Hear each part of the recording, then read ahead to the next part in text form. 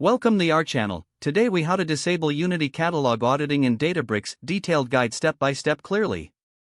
To disable Unity Catalog auditing in Databricks, first, log into your Databricks workspace.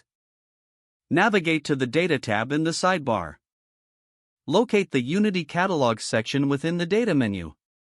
Click on Auditing under the Unity Catalog options. You will now see the auditing configuration settings. Look for the option labeled Enable Auditing. Toggle the switch to the off position to disable auditing. A prompt may appear, asking for confirmation of this action. Confirm that you want to proceed with disabling auditing. After disabling, review the notification indicating that changes have been saved.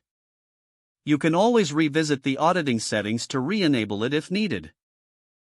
Piloting through these steps ensures that you have successfully disabled the Unity Catalog auditing in your Databricks environment.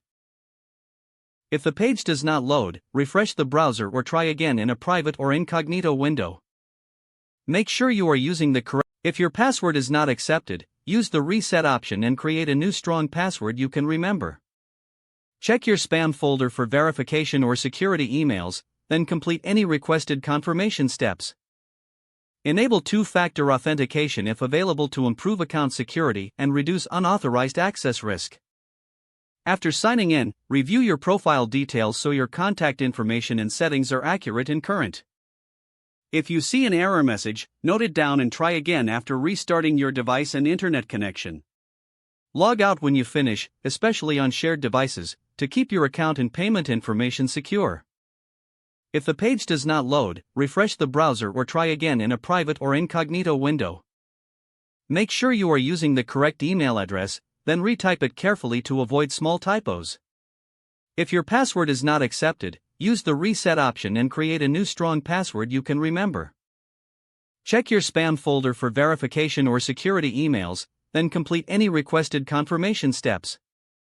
Enable two-factor authentication if available to improve account security and reduce unauthorized access risk. After signing in, review your profile details so your contact information and settings are accurate and current.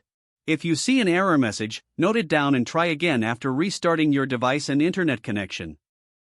Log out when you finish, especially on shared devices, to keep your account and payment information secure.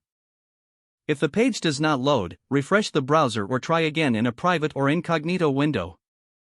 Don't forget to like this video and subscribe to our channel for more step-by-step tech guides.